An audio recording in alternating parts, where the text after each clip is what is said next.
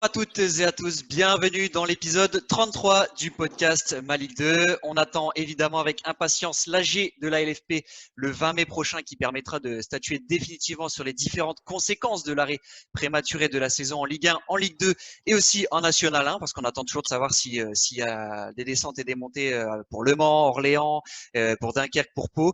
Mais avant d'évoquer tout cela, on va surtout se pencher aujourd'hui sur le mercato qui commence doucement à s'agiter en France. Et pour cela, on accueille un journaliste spécialiste en la matière, Manu Longeon. Salut Manu, merci d'accepter notre invitation. Salut, avec plaisir. Alors Manu, tu as su te créer une belle communauté sur les réseaux sociaux, notamment où tu es très présent concernant justement les infos transferts. Et pour nous accompagner dans cet épisode, mes comparses habituels de Ma Ligue 2, que sont Laurent Mazur et Philippe Dechter. Salut messieurs. Salut Dorian, bonjour Manu, bonjour à tous. Bonjour tout le monde, salut Manu. Bon les gars, d'ailleurs en deuxième partie de l'émission, nous donnerons tous notre équipe type de la saison. Ça promet quelques petits débats intéressants pour différents postes. Je sais qu'on n'est pas tous d'accord, donc on verra ça en fin d'émission. Mais avant cela, comme je disais, commençons donc par la partie mercato avec une première question toute simple pour toi, Manu. Est-ce que tu peux un peu te présenter ton parcours à ceux qui ne te connaissent peut-être pas encore. Je sais que tu es très actif sur les réseaux sociaux, mais voilà, quel est ton parcours? J'ai commencé il y a 4 ans ou 5 ans sur les réseaux. J'ai toujours eu le rêve depuis que je suis gamin d'être journaliste sportif. Et le temps passant, j'ai décidé à un moment d'essayer.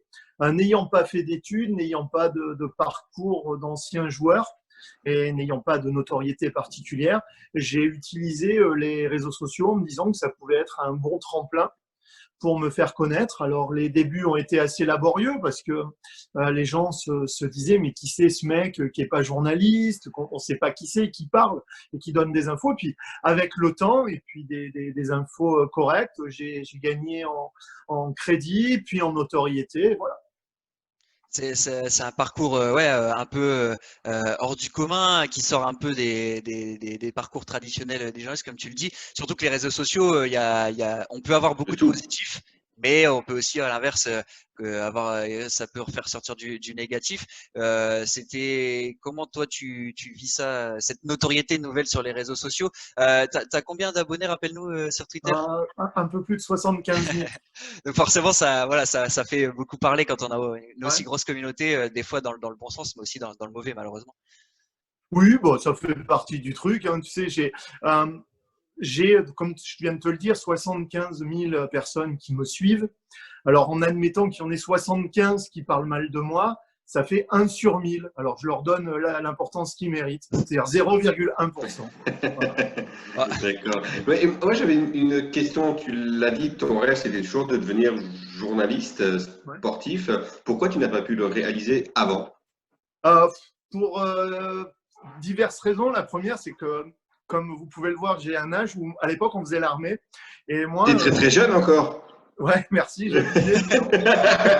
Mais en fait, en fin 93, moi, j'étais basketteur. J'ai toujours été passionné de foot, mais mon sport, c'était le basket. Et j'avais l'opportunité d'essayer de faire quelque chose dans le basket. Donc, j'ai fait l'armée. Et derrière, j'ai tenté mon petit truc. Alors, c'était pas un niveau pro, mais semi-pro. Et j'ai fait ça pendant 2 ans. Et puis, je me suis fait mal. Tu sais, les croisés. Les croisés. Tu as les croisés du coude. C'est ça. Non, du genou. Et du coup, le basket français a continué à avancer sans moi. C'était une injustice folle, mais c'était comme ça.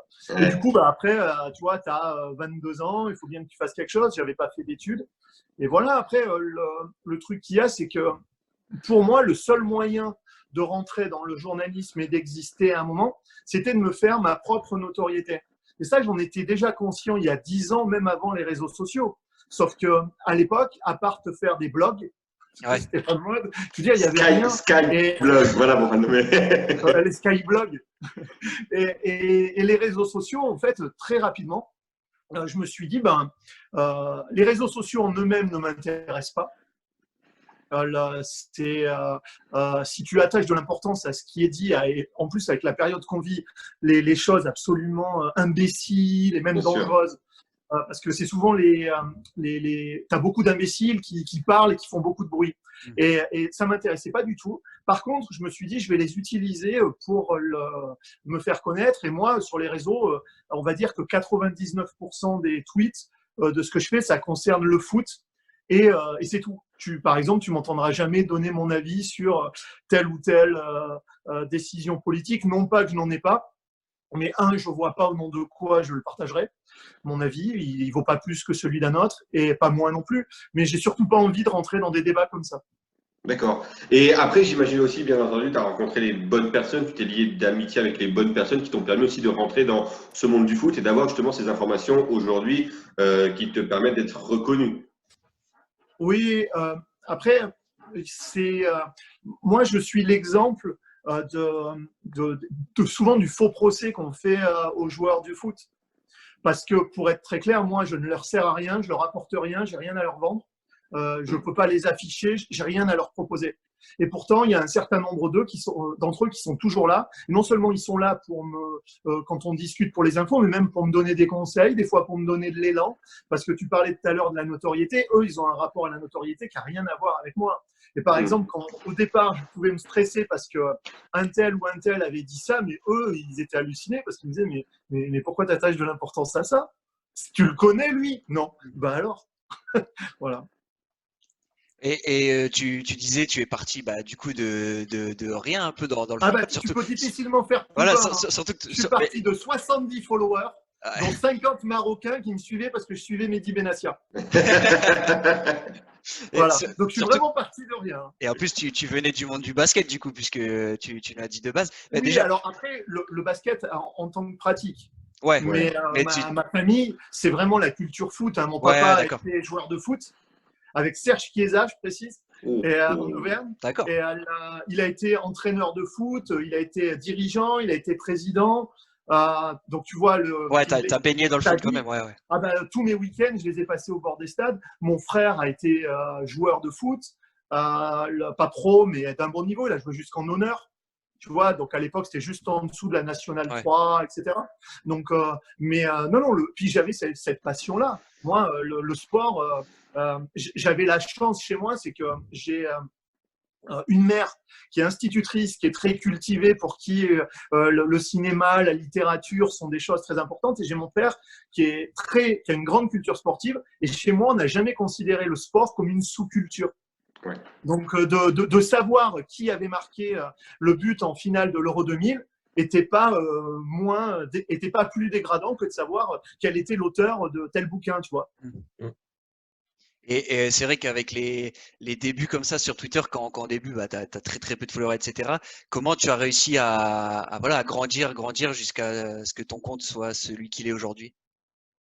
Ça a été assez doucement. En fait, ce qui a été dur, grosso modo, c'est de passer de 1000 à 7000. Ouais. Parce que les gens avaient des doutes toujours. Ouais, parce qu'au début, quand on va dire un tweetos un peu lambda qu'on connaît pas sort des infos, c'est vrai que c'est difficile de se faire sa vraie place, une crédibilité, parce qu'on a toujours tendance à dire c'est qui ce gars-là je me souviens de mes premiers tweets. C'est c'était Lyon non, à Marseille à l'époque. Il était Nicolas Nkoulou. Ouais. La Gazzetta dello Sport dit il va signer à la Lazio. Et moi, je dis non, il n'y va pas. Et il y a un mec, et il a raison, il me dit mais qui c'est ce mec qui contredit la Gazzetta dello Sport? Et il avait raison. Mais tu sais, pour l'anecdote, pour te dire d'où je partais, et ça, c'est un truc qui m'amusera toujours et qui est amusant. C'est la première info que je sors, la vraie, c'est Belhanda va être prêté à Schalke 04. Ouais. Et je vous jure sur la tête, le tweet il y a encore. Tu regardes, la première réponse c'est non, il va au Torino. C'est pour te dire la confiance que les gens avaient en moi. Ouais, c'est normal. Et depuis ce temps-là, donc, tu as grandi forcément, tu étais invité même sur la chaîne d'équipe, si je ne me trompe pas, plusieurs sites, Tofo Confiance, Yahoo aussi. Ouais. Comment tu as vécu ça, j'imagine que c'est un rêve déjà qui devient réalité. Et quand les sollicitations affluent à droite, gauche, comment est-ce que toi, tu l'as vécu, en fait? Oh, les sollicitations, déjà, c'est valorisant parce que c'est mine de rien, là où tu as raison, c'est que j'ai fait 3 ans chez Yahoo. Après, j'ai fait Eurosport. Et le truc qui m'a vraiment touché, mais à un point où c'est quand j'ai eu la proposition de l'équipe TV. Parce que quand tu es un fan de foot comme moi et que tu as ce rêve de journaliste, qu'un jour tu es l'équipe TV, bon, l'équipe TV n'existait pas avant quand j'étais petit, mais ou l'équipe, tu vois, qui t'appelle, te disent est-ce que tu voudrais bien venir chez nous, que te fasse une proposition. Mais j'étais très ému parce que c'est comme si on m'avait donné le diplôme en me disant bah en fait, tu es bon, tu vois. Dans ce que tu fais, tu es bon. Donc, du coup, ça m'a fait plaisir. Après, les sollicitations, moi, la télé, par exemple, ça ne me faisait pas rêver. Avant l'équipe TV, j'avais eu des sollicitations télé, je les avais toutes refusées. Pas 15, hein, mais là, par exemple, je n'ai pas le problème à le dire, 13h foot et 20h foot m'avaient proposé d'y aller, mais moi, ça ne m'intéressait pas. Je ne me sentais pas à l'aise ni à ma place. Et après, l'équipe TV, je l'ai utilisée. Et là, de ce côté-là, tu parlais d'une notoriété. Tu peux avoir 75 000 sur Twitter. Dès que tu passes à la télé, ça n'a rien à voir. Parce que sur Twitter, avoir 75 000, c'est comme être riche au Monopoly. Tu vois, dans la vie, ça t'aide pas. Mais par contre, d'être passé à la télé, mine de rien, ça te donne peut-être une légitimité pour certains parce qu'ils t'ont entendu. Et c'est la première fois qu'ils t'entendaient, qu'ils te voyaient. Et puis, c'est vrai que tu parles de sollicitation. Là où ça change, c'est que dans la rue, il y a des gens qui ont vu ça quelque part, quoi. Et en revanche, aujourd'hui, le contexte actuel difficile fait que beaucoup de rédactions, voilà, sont quasiment à l'arrêt, en tout cas pas à l'arrêt total, mais notamment les pigistes sont beaucoup moins appelés. Du coup, aujourd'hui, j'ai vu surtout dans le temps que tu as lancé ta chaîne Twitch, tu fais beaucoup de live. C'est ce projet aujourd'hui que tu as, c'est aussi de réussir à développer une communauté sur d'autres plateformes. C'est ça, c'est-à-dire qu'en fait, cette idée, je l'avais déjà avant. Et comme tu disais, mon parcours, il est à part.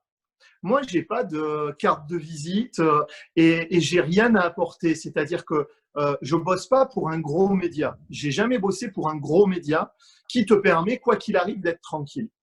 Et mon parcours fait que beaucoup de journalistes, et tu peux t'en rendre compte, leur truc, et ça se comprend, c'est de mettre l'info. Et l'info se suffit à elle-même. Parce qu'ils ont un média qui l'a publié et c'est fini. Moi, je ne peux pas faire ça. Donc, du coup, ce que je me suis dit, c'est que moi, je me suis fait toujours dans l'échange avec les gens. C'est ma particularité, c'est que mine de rien, les live mercato, je crois que j'ai été le premier à faire ça. Ouais, bon, c'est par accident. À l'époque de Yahoo. Ouais, mais vous savez que c'est par accident. Hein. Un jour, j'ai appuyé sur la touche en direct, je ne savais pas ce que c'était. Et je me suis retrouvé avec 1500 personnes qui me posaient des questions. Je dis, bon, bah, ok, on répond. Mais je ne savais pas ce que c'était. Et du coup, j'ai fait ces lives-là. Et moi, mon identité, c'est vraiment de l'échange. C'est pas de mettre mon info et de partir après en disant, bah voilà, elle suffit en elle-même. Moi, ça a toujours été, moi, c'est les tweeters c'est les tweetos qui m'ont fait. Donc, du coup, je me suis dit que j'allais continuer comme ça. Et l'idée, en fait, de la chaîne Twitch, etc., c'est de me dire, j'ai une audience. Mes infos, je ne vais pas les donner à un média. Ça ne va pas être tel média qui va sortir mes infos. Et je vais être complètement libre. C'est-à-dire que je vais parler quand je veux, de ce que je veux, et donner les infos que je veux. Je vais essayer ça. Et alors, ça fait qu'une dizaine de jours. Ça part très bien. Mais la particularité, c'est que maintenant, grosso modo, c'est plus un média qui me paye. C'est les gens qui me regardent. Un peu comme vous. Un peu comme vous. Si les gens ne s'abonnent pas ou donnent pas d'oseille, ben c'est difficile. Ouais, puis c'est vrai que c'est Twitch qui prend aussi une belle ampleur de ce côté-là. Il y a beaucoup de gamers en fait de base sur Twitch qui ont lancé ça et qui ont des abonnements. En fait, les gens s'abonnent pour suivre les chaînes. C'est ça, mais là où tu as raison, c'est que l'idée, en fait, c'est que je me rends compte qu'il y a des gens dont j'ignore l'existence, pour ça il y en a plein, mais des gens connus. Hein. Alors, la télé-réalité, on n'en parle pas, mais même des gamers. Là. Ouais. Et je vois que les mecs, ils ont des milliers de personnes qui se connectent et que les gens, non seulement les regardent jouer, mais s'abonnent. Et honnêtement, à ce moment-là, je me suis dit, mais personne ne fait avec le foot ça. Exactement. Et ben moi, je vais le faire. Donc, je vais parler de foot avec les gens. Alors, par contre, c'est très, très difficile hein, parce que tu as des centaines de personnes qui sont connectées et qui te balancent des questions. C'est-à-dire que tu ne peux pas y échapper. Moi, je ne peux pas faire silence radio en me disant je vais attendre de voir comment les choses se passent. C'est tous les jours, pendant 1h30, tu vas. Alors, ce n'est pas un combat parce que les gens sont bienveillants. Mais je veux dire, par exemple, je ne peux pas échapper aux questions sur la vente OM. Ouais, c'est sans Je suis filet. obligé de dire ce que j'en pense ou de dire ce que j'ai. Je ne peux pas attendre que les choses se passent et dire je savais depuis le début. Parce que ça, t'en auras un qui est. Moi, je pouvais pas. Comme partout. Et concrètement, un mec qui veut te suivre donc sur Twitch, en fait, lui, il se connecte, il peut suivre donc gratuitement ton live. Et après, ça se passe comment au niveau des abonnements? C'est quoi le principe? Alors, les abonnements sur Twitch, tu peux ou t'abonner, c'est payant et tu me suis tous les mois, etc. Ou sinon, tu as la possibilité de faire un don de la somme que tu veux. Et moi, l'idée, en fait, c'est que j'ai refusé. Alors, la particularité, c'est que moi, j'ai fait ça en ayant des offres. Tu parlais de la difficulté avec les pigistes qui est réelle et qui, au départ, m'a fait réfléchir. C'est que moi, étant freelance, les rédactions ou les médias que j'intéressais, ils ne pouvaient pas d'un côté mettre au chômage technique leurs salariés et payer un mec en freelance. Tu vois, le message, il était compliqué. Et ça, très vite, j'ai compris que c'est comme ça que ça allait se passer. Donc, c'est moi, en fait, qui ai contacté les médias avec lesquels j'étais en leur disant, vous savez quoi, je vais prendre ma liberté et merci pour tout et je vais essayer un truc de mon côté. Donc, en fait, là, je savais que sur le mercato, j'allais avoir de l'audience. Donc, je me suis dit, allez, essayons. Tu ne l'aurais pas fait s'il n'y avait pas eu cette crise ou tu l'aurais peut-être fait, mais un peu plus tard? Je ne l'aurais probablement pas fait s'il n'y avait pas eu la crise parce que j'étais sous contrat avec des médias. Pas sous contrat. Je signe jamais de contrat. Mais j'avais un accord avec des médias, Eurosport, hein, c'est pas un secret, où je devais faire le mercato pour eux. Et aujourd'hui, donc, tu ne feras rien pour eux, en fait. Tu feras que pour toi. Je ferai que pour moi. Et pour les personnes qui te suivent. Ils ont besoin un jour, si ça peut les aider, parce que je m'entendais très bien avec eux. Si je peux faire un live ou deux pour les aider ou discuter avec eux avec plaisir, je pense que cet été, je vais essayer de bosser pour moi, de développer au max le Twitch, parce que tu parlais de la notoriété Twitter, elle existe. Mais sur Twitch, je suis parti de zéro. Hein.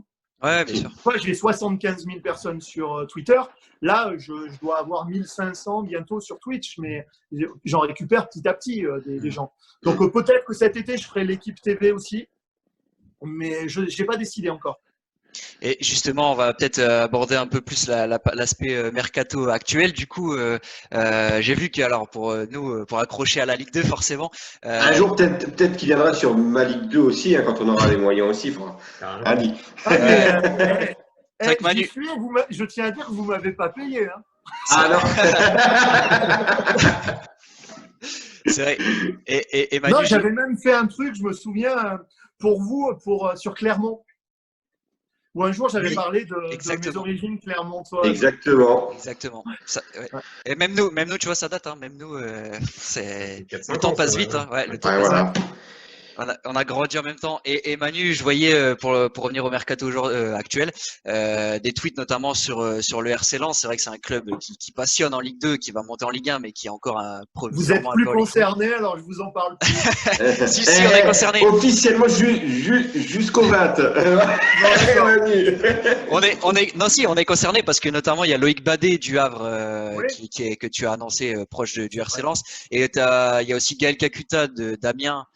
Tu viens de tweeter là juste avant qu'on enregistre ce podcast, notamment sur ça aussi. J'avais parlé aussi de Jonathan Kloss de Bielefeld. Exactement, ancien de QRM en Ligue 2 aussi. On a suivi nous aussi ici. Est-ce que tu as du nouveau de ce côté-là, où est-ce qu'en sont ces dossiers du coup? Alors Kloss, c'est fait pour 3 ans. Okay. Ils vont l'officialiser quand ils pourront, hein. Mais c'est fait pour 3 ans. De ce qu'on me dit pour Badet, il y a un accord pour un contrat longue durée et on est dans la phase de finalisation. Alors, c'est pas fait encore, mais en tout cas, il y a un accord global. Il reste qu'à le finaliser. Et pour Kakuta, apparemment, ça s'est beaucoup accéléré depuis hier. Et Lens est très proche d'un accord. Alors, ça peut encore changer, hein, mais on parle d'un contrat de 3 ans et d'une indemnité entre 1,5 million et 2 millions. En tout cas, c'est la base des négociations en ce moment. Ouais, après, on sait. Lui, ce qui est pour l'anecdote, c'est qu'il retrouverait Lens. Ouais. Sauf qu'en fait, il a quitté à 16 ans pour Chelsea. Joué, en fait, en pro. Exactement. Ouais. Il avait quitté à l'âge de 16 ans pour Chelsea. Voilà, Lens n'avait rien touché forcément et aujourd'hui, il va devoir débourser pour s'attacher les services de Tu connais Gaël. bien Lens, Laurent, non? Oui, assez, oui. J'ai bossé pour des médias spécialistes sur Lens. Exactement. Et hormis ça, est-ce que globalement, tu as déjà la Ligue 2, est-ce que c'est un marché qui peut t'intéresser, Manu? Enfin, un marché. Oui. Est-ce que c'est voilà, on sait qu'il y a de plus en plus de mouvements entre la Ligue 2 et la Ligue 1. Ces dernières années, ça s'est quand même assez amplifié. On a l'impression, même à l'étranger. Moi, Est-ce que toi, tu t'y intéresses? Ouais. J'ai pas de snobisme là-dessus. C'est aussi là-dessus que je me suis fait. J'ai pas de condescendance, c'est-à-dire que je trouve imbécile les gens qui pensent qu'une info sur un grand joueur étranger qui signe à, je sais pas, à Lyon a plus de valeur qu'un joueur qui signe au Havre. C'est plus médiatisé, tu as plus de buzz, mais l'info, c'est une info. Et les supporters du Havre sont aussi respectables que les supporters de Lyon et tout. C'est pour ça que cette espèce de snobisme en disant ouais, bah, tu parles que des petits clubs, genre toi tu supportes que des grands clubs. Bah, il faut dire que tu es à Clermont, enfin ouais, tu supportes aussi le Clermont Foot, donc bon. Ouais. C'est la base club, c'est ça. Voilà.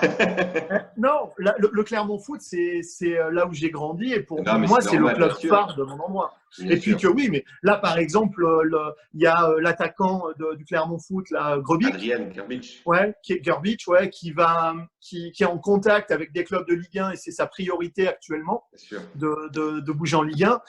Il ferait plaisir à beaucoup de clubs de Ligue 1, ce joueur-là.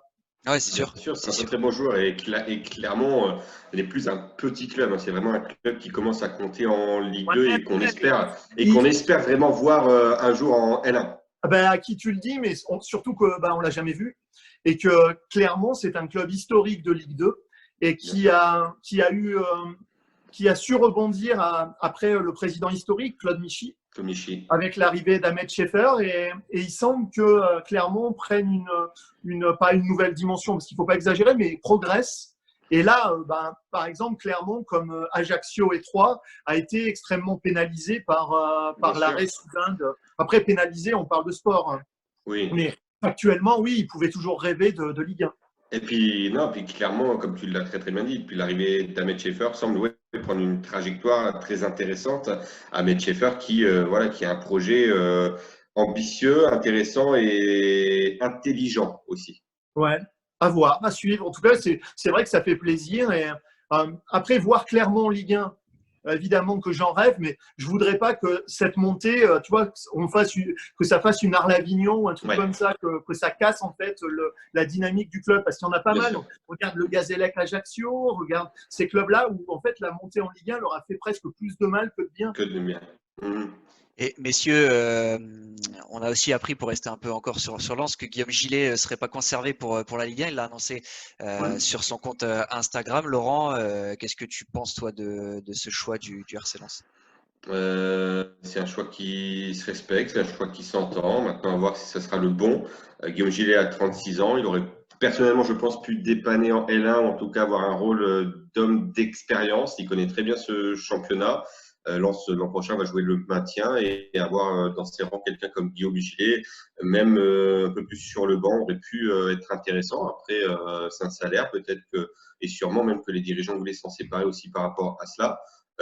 Voilà, d'un côté, c'est quand même cruel pour Guillaume Gillet, capitaine cette saison et fer de lance, j'ai envie de dire, de cette réussite lensoise depuis bientôt 2 ans.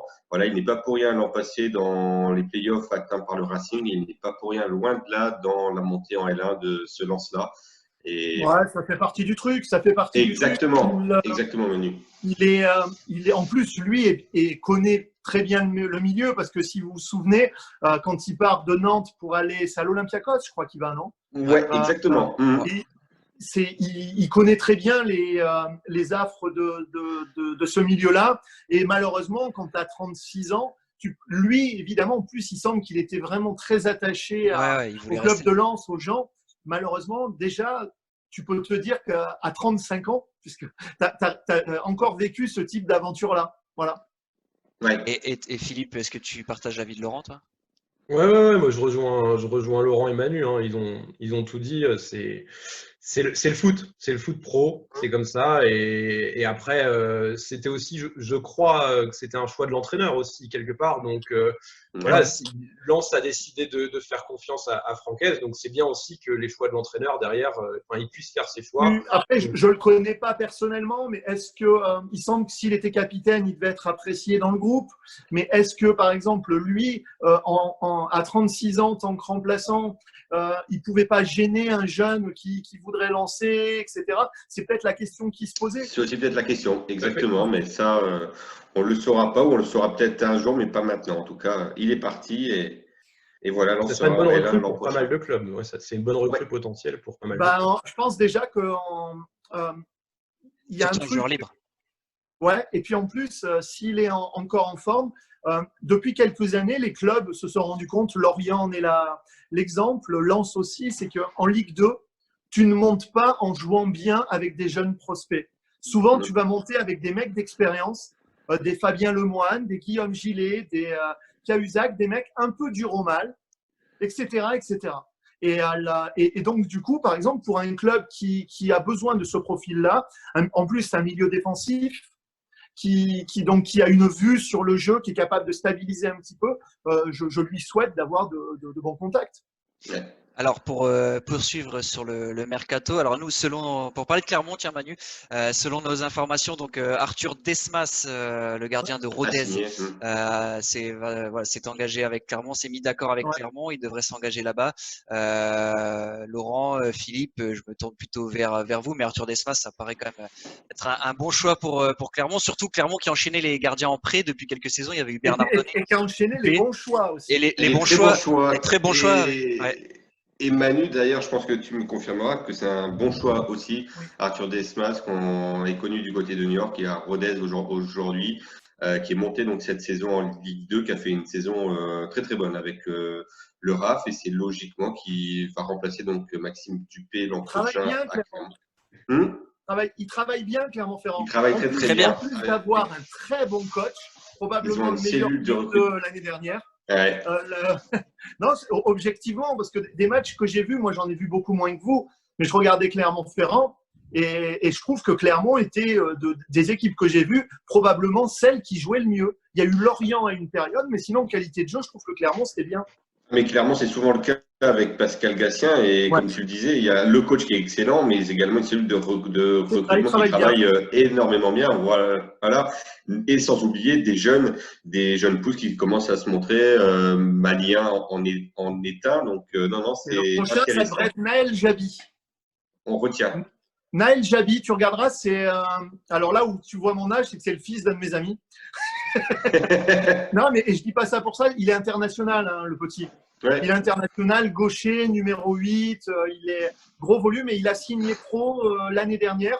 Et il s'entraîne déjà avec les pros et il a un gros potentiel.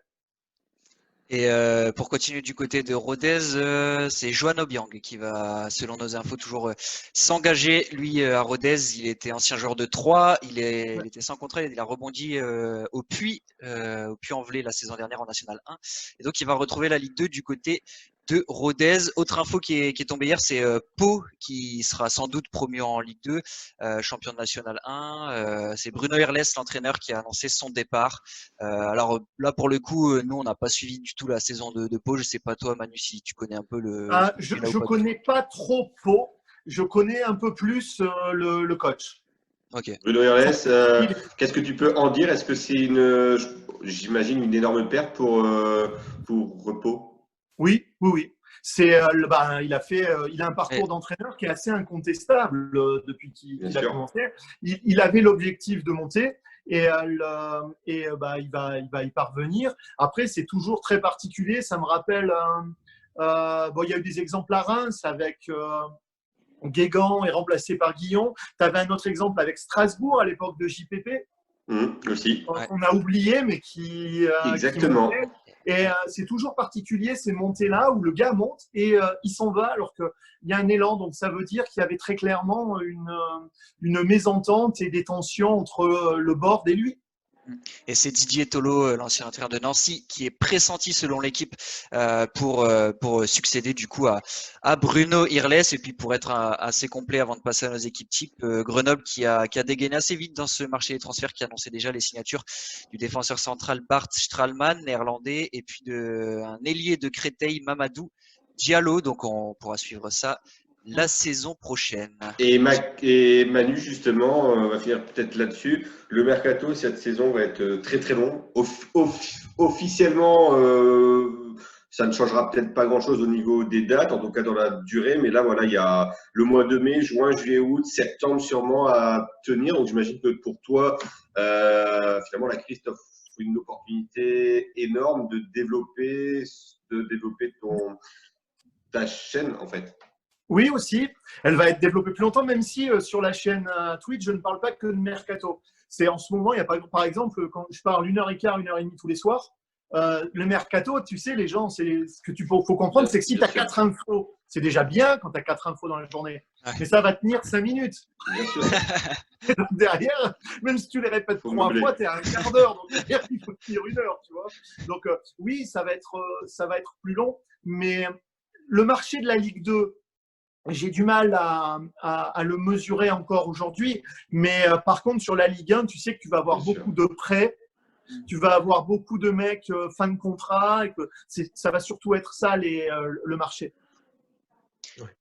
Eh ben, merci beaucoup Manu. On va passer Et on invite franchement tous nos internautes à aller te suivre. Bien sûr. Ah, c'est gentil. C'est gentil. Sur Twitch, sur Twitter, enfin voilà, sur les plateformes. Ouais, sur Twitter, on est assez, venez sur Twitch.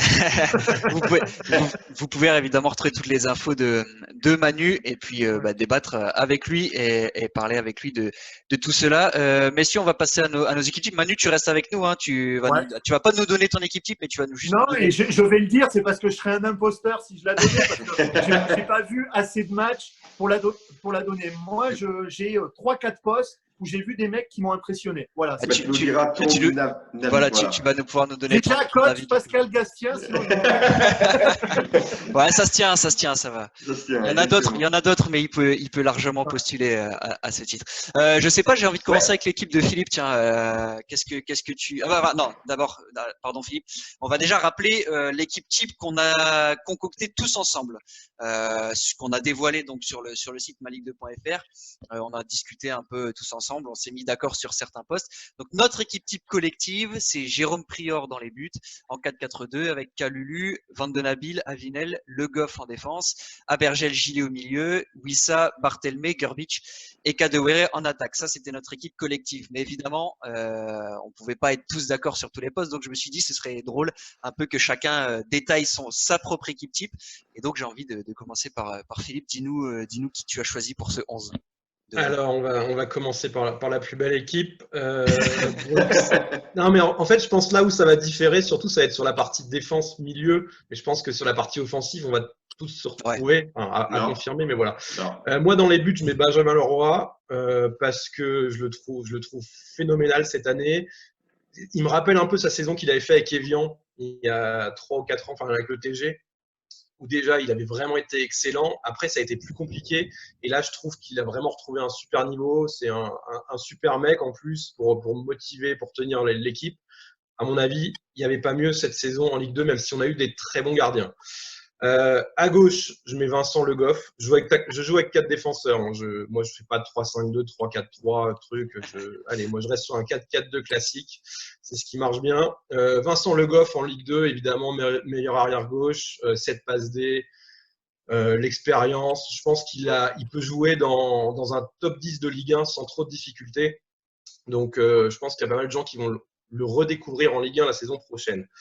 À droite, son pendant, je mets Clément Michelin, même s'il est plus à l'aise, lui, pour le coup, dans un 3-5-2. Mais franchement, il m'a épaté cette saison. Michelin, très, très bon joueur, bon apport offensif, sérieux défensivement, et puis une qualité de centre vraiment très intéressante. Pareil, je pense qu'il va bien réussir en Ligue 1. Et dans l'axe, alors là, je fais un truc que j'aime pas trop, c'est que je prends 2 joueurs de clubs différents, mais bon, c'est pas grave. je prends Avinel de l'AC Ajaccio et Laporte pour Lorient. Parce que Ancien Clermontois. Exactement. Voilà.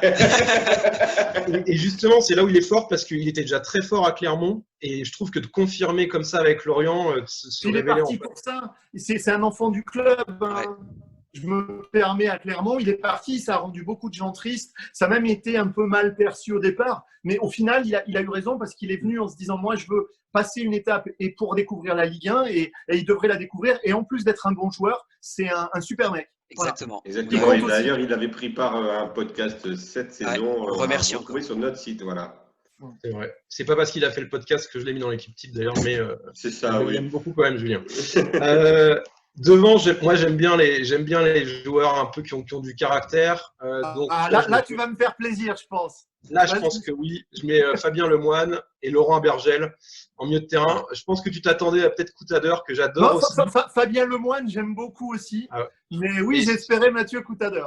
Ouais, j'aime beaucoup Mathieu aussi, mais j'avoue que le duo de l'orienté à Bergel, pareil, on se tend super bien. Ça fait plusieurs années qu'on le suit. Ils se sont croisés parce qu'en plus, Abergel, c'est un ancien de l'ACA qui est à Lorient.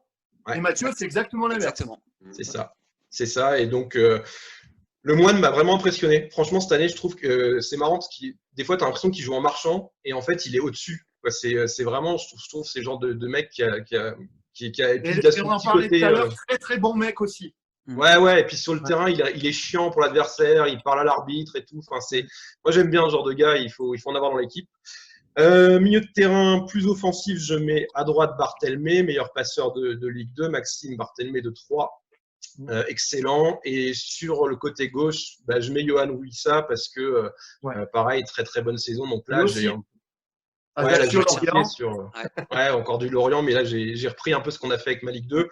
Et devant, je mets le duo Kadewere-Grbic. C'est compliqué de faire sans eux. Ils ont été très très bons. Juste vite fait pour donner quelques joueurs que j'ai bien aimés, que j'ai mis sur le banc.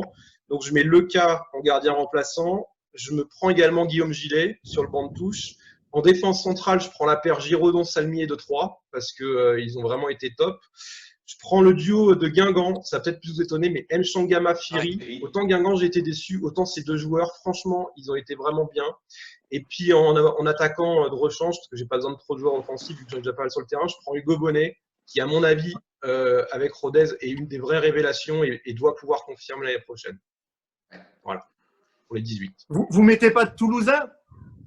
Ils sont pas là. Ils sont pas encore là. Max Lagradel, bien sûr. Max Lagradel, qui ne va pas descendre, pardon. Ça va on a eu Michelin, Michelin c'était un Toulousain. Ouais, Michelin, c'est un Toulousain. Qui a Usac aussi. Sur le banc, sur le banc, qui a Usac en coach. Et Jean de Lens. Voilà. Oui, il y avait Corentin Jean, exactement. Lens, en fait, de toute façon, Lens a récupéré. Ça fait son marché là-bas. Avec Mika Debev à l'époque, et puis Philippe Montagnier, c'est vrai que. Et le petit de Clermont, là, Jim Alevina, il n'y a personne qui le met? Non. Il y a des gens meilleurs que lui? Pas dans l'équipe type. D'accord. Non, mais c'est pour. Il est très très bon. Il est très bon. Non, mais pour un mec. Du Puy, donc. Mais pour un mec qui joue en National 2 la saison dernière avec le Puy, il a fait vraiment une énorme saison. D'accord. Mais bon, dans l'équipe type, c'est vrai que par exemple, un Johan Wissa ou un Maxime Barthelmé sont quand même. Non, moi, ce que j'aurais fait, c'est que j'aurais mis que des Clermontois et Mathieu Coutader. Bien sûr. Vas-y, Laurent, qu'est-ce que tu as concocté? Moi, je vais vous surprendre. J'allais dire, du coup, si tu as des similarités avec Philippe, pas besoin de détailler, mais détaille-nous plutôt les. Je suis en 4-3-3, donc personnellement, avec Jérôme Prieur dans les buts, il y avait le choix. Benjamin Leroy aurait mérité tout autant. Jérôme Prieur, c'est quand même le gardien qui a réalisé le plus d'arrêts, qui a été garant, de la meilleure défense du championnat. Il a bien rebondi après Bordeaux. Donc un très bon choix de sa part d'être venu à Valenciennes. Une défense à 4 avec Kaloulou et Huard sur les côtés. Kaloulou, donc les deux Ajacciens. Kaloulou, franchement excellent. Pour moi, c'est le meilleur défenseur droit du championnat. En tout cas, dans un 4-4-2, dans un 4-3-3. Donc très satisfaisant. Et de l'autre côté, c'est un peu la révélation cette saison, Mathieu Huard, qui a été d'une constance incroyable et qui là aussi lui est garant de la bonne tenue défensive de l'ACA cette saison. Donc vraiment mes deux coups de cœur défensifs. Et dans l'axe, alors là je vais vous surprendre aussi parce que j'ai décidé de nommer une paire. Alors l'un a beaucoup joué, a tout joué, l'autre un petit peu moins, mais ça n'enlève en rien sa qualité pour moi, qui en fait l'un des meilleurs défenseurs de Ligue 2. Alors c'est Jonathan Gradit et Maxime Spano-Raoult. Donc le premier défenseur de Lens arrivé cet été de Caen. Quand il a joué, il était au-dessus du lot et à ses côtés, donc Maxime Spano-Raoult qui a été impeccable dans la défense du VAFC. Lui aussi a une grande part dans la réussite défensive valenciennoise.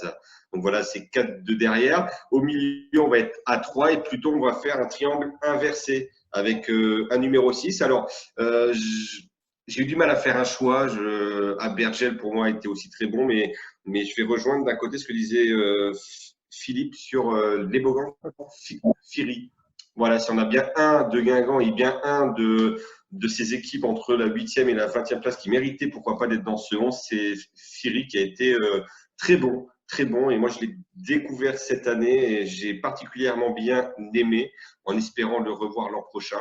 Et devant lui, alors je vais mettre Johan Gatien du CF 63. Excellent aussi et le milieu de terrain clermontois lui doit beaucoup. Et à ses côtés, alors il y a bien sûr, j'aurais pu mettre Barthelmé parce qu'il a des stats très très bonnes, mais je voulais mettre aussi en avant le petit jeune Enzo Lefebvre. Alors pourquoi? Parce que donc le petit jeune de Lorient. Pourquoi le mettre là? Parce que c'est un joueur qui est capable de jouer et en 10 et en 8 et en 6. Voilà, on l'a souvent vu cette saison, même un peu moins 6, plutôt 8, mais on l'a souvent vu redescendre cette saison dans l'entrejeu justement aux côtés de Fabien Lemoine, quand Abergel, exemple, peut-être a glissé sur le côté droit. Enfin voilà, donc il est capable de s'adapter. Il manque peut-être un petit peu de constance, mais en tout cas pour moi il est excellent et j'ai hâte de le voir l'an prochain en L1. Devant, alors là, je suis embêté. Je suis embêté parce qu'à droite, déjà, je vais mettre Florian Sotoka. Sotoka, pour moi, c'est le joueur de l'ombre, le joueur qui travaille, qui revient, qui défend ardemment et qui marque. En plus, il en est à 8 buts. Il a marqué les 3 derniers buts de Lens. Il a permis à Lens de monter. Mais c'est vraiment, pour moi, c'est l'un des tout meilleurs attaquants polyvalents de Ligue 2. À droite. Devant, Adrian Gerbit, je pense, sans contestation possible, deuxième meilleur buteur de la Ligue 2, mais surtout une révélation à ce poste de 9. Et à gauche, alors, Kadewere, comment ne pas le mettre, certes, comment ne pas le mettre, le meilleur buteur, mais est-ce que ce poste-là lui va vraiment bien dans un 4-3-3? J'en sais rien, et bien entendu, il est en balance avec Yohan Wissa. Messieurs, je n'ai pas réussi à trancher. Et en coach, pardon, Laurent Batles, parce que pour une première saison sur un banc, il a porté 3 aux portes du top 3, justement. Il a réussi à s'adapter lorsqu'il fallait, à se transformer, et à montrer vraiment l'étendue de son jeune talent. Et Laurent Batles, j'ai hâte de le revoir l'an prochain s'il reste à 3. Je suis d'accord avec toi pour Laurent Batles. C'est à la fois très bien de se dire, première expérience après Saint-Etienne, d'aller à 3 et de performer. Mais ce qui me fait quand même du mal à entendre, c'est pour sa première expérience et qu'on fasse confiance à un jeune. Il a 47 ans, je crois, Laurent Batles. C'est là où on voit qu'on est encore dans l'entre-soi au niveau des entraîneurs. Parce qu'en Allemagne, tu as des mecs de 32, 34 ans qu'on lance. Et nous, on a attendu 47 ans. Bon, il a joué longtemps, Laurent Batles, mais quand même. Ouais, il a fait beaucoup de saisons formé à Saint-Etienne, ouais, c'est clair. Avant de se lancer vraiment dans un club pro autre que Saint-Étienne. Du coup, moi, je vais finir avec mon équipe assez rapidement. Moi, dans les buts, j'ai choisi, ça va vous étonner, mais j'ai choisi Gauthier Gallon. Parce qu'il y a plein de gardiens qui méritent d'être mis en avant et c'est mon chouchou, je vais pas le cacher. Franchement, en Ligue 2, moi, c'est Gauthier, c'est vraiment le gardien que j'aime beaucoup parce que il est un peu plus discret que les Lecas, que les Leroy ou que les Prior cette saison, mais si 3 termine aussi haut, ils le doivent beaucoup aussi à Gallon qui a réalisé quand même une saison assez énorme et surtout très régulière. Et c'est dommage que Nîmes lui ait fait un peu à l'envers la saison dernière et qu'il devait jouer en Ligue 1 avec Nîmes. Et finalement, Bernardoni est revenu et du coup, il est revenu à 3 en Ligue 2. Mais du coup, je voulais récompenser Gauthier Gallon. Après, moi, j'ai mis Kalulu aussi en arrière droit. Je joue en 4-3-3 comme Laurent parce que c'est vraiment mon système préféré aussi. J'ai mis Kalulu à droite, mais un peu en balance aussi avec Valentin Henry de Rodez que j'ai beaucoup aimé, qui a été très décisif, mais aussi dans un système en 3-5-2 Rodez, donc j'ai quand même privilégié Kalulu. Dans l'axe, je mets la charnière Spanora ou Van de Nabil, moi. Qui sera celle de VA l'an prochain. Les 2 anciens de Grenoble l'année dernière et qui seront de nouveau réunis à Valenciennes la saison prochaine. Et pour moi, c'est une paire hyper complémentaire, hyper solide. Et c'est pas un hasard si Grenoble et Valenciennes depuis 2 saisons sont deux des meilleures défenses de Ligue 2 quand ils jouent avec. À gauche, Le Goff, parce que pour moi, c'est clair qu'il n'y a pas de discussion. Mais Manu, j'ai mis Vital Nsimba sur le banc.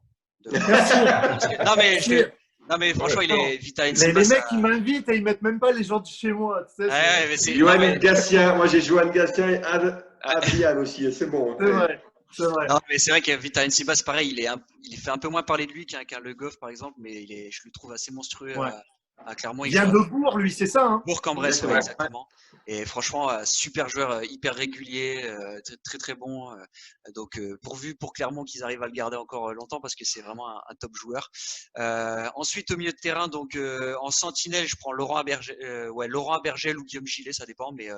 Mais voilà, j'ai Laurent Abergel, Guillaume Gillet. Et pour la touche un peu plus offensive, j'ai choisi Maxime Barthelmé, peut-être un peu en 8-10 avec sa patte gauche puis surtout une super lecture de jeu. Pour moi, Guillaume Gillet, je pense que pour revenir un peu au débat qu'on a eu tout à l'heure, j'ai l'impression que les supporters ont un peu la mémoire courte quand même parce que certes, il a été sur le banc sur la fin, sur les 4-5 dernières journées, mais honnêtement, il tient la baraque à Lens toute la première partie de saison et je l'ai trouvé assez énorme au milieu de terrain dans son activité. Donc, puis à Bergel, j'en parle pas, c'est pareil. J'ai l'impression qu'il a 3 poumons, il s'arrête jamais.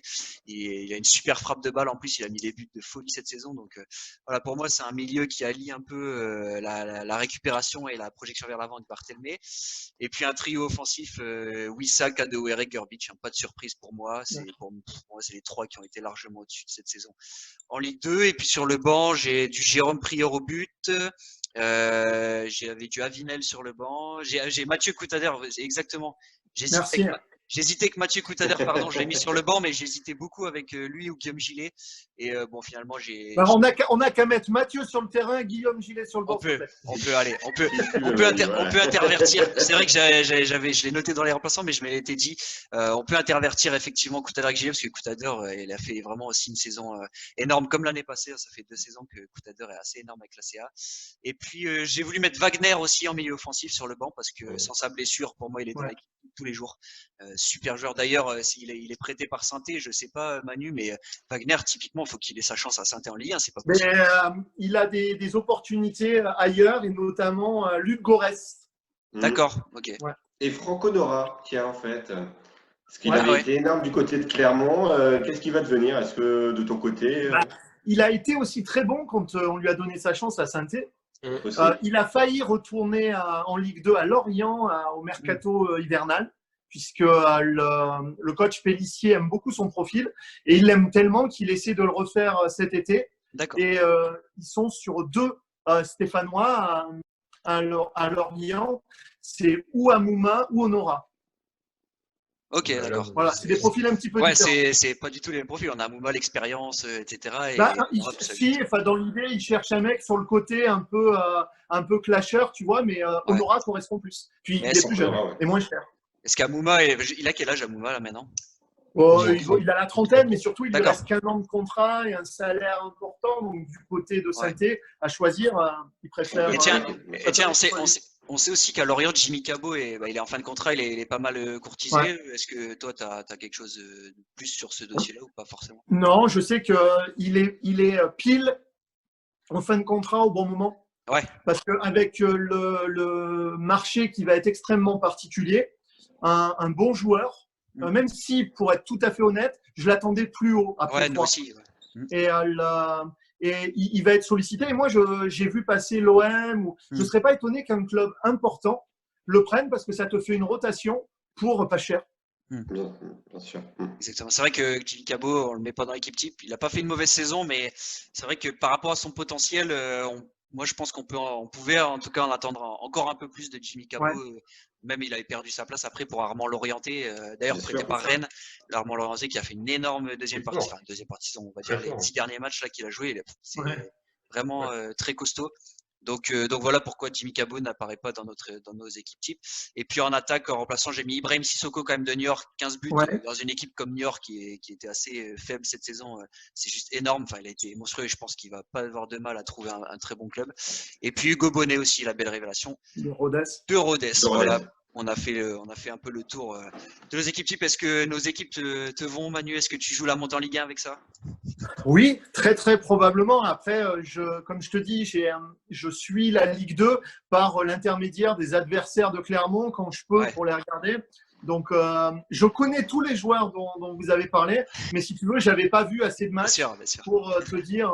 Par exemple, Le Goff Gaucher de Lorient, les 2 fois où je l'ai vu, je l'ai trouvé bon.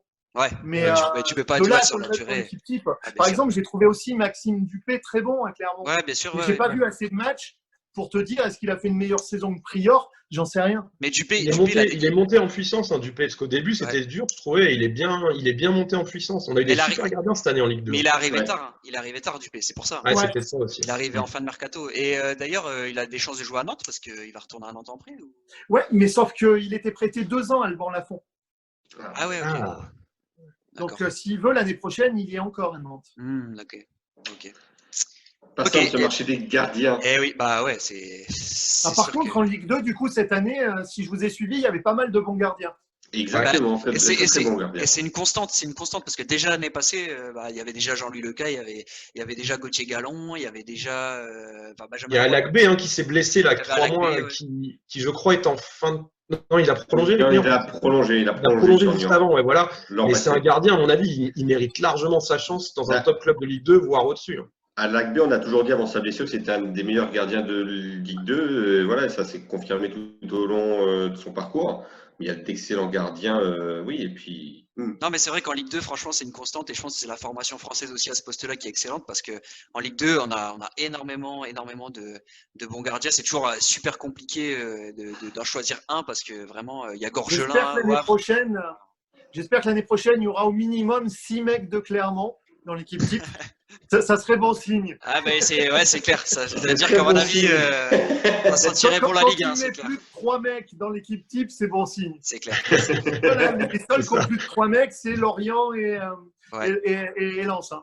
Même pas Lens, Même parce que pas Lens, ouais. Lens, en fait, Lens cette année, c'est vraiment distingué par un collectif plutôt que Ouais. par des individualités, en fait. Mm. Donc, d'ailleurs, ça se voit même devant où il n'y a pas un mec qui a Ouais. plus de 8 Non. buts. Mm. C'est quand même très très faible pour quelqu'un qui prétend qui est en qui L1. qui monte en Ligue 1. Voilà, qui est en L1. Mais Mais je les ai après, trouvés pas bons dans le recrutement en Ligue 2. ouais. Bon, à part les évidences comme Jean-Louis Leca ou Cahuzac. Par contre, ce qu'ils commencent à faire pour la Ligue 1, je trouve ça intéressant. Mm. Et je demande à suivre parce que si tu fais Klaus, Badé et Kakuta, déjà dès le début, je trouve que c'est un bon signe que tu envoies. On va suivre ça et on suivra ça sur les réseaux sociaux et sur ta chaîne Twitch, Manu, pour avoir toutes tes infos mercato. Évidemment, on suit toujours ça avec attention. Et puis, messieurs, nous on se retrouve sur maligue2.fr. Vous pouvez retrouver toute l'actualité évidemment de la Ligue 2 qui va être assez chargée encore jusqu'au 20 mai. On attend toutes les décisions concernant l'arrêt des championnats et puis on se retrouve évidemment la semaine prochaine pour un nouveau numéro de notre podcast. Manu, merci beaucoup encore une fois de ta participation. C'était un grand plaisir pour nous de t'accueillir. Laurent Philippe, merci également à vous de m'avoir accompagné pour ce nouveau numéro. Salut à tous. Ciao, à plus. Ciao. Salut, merci.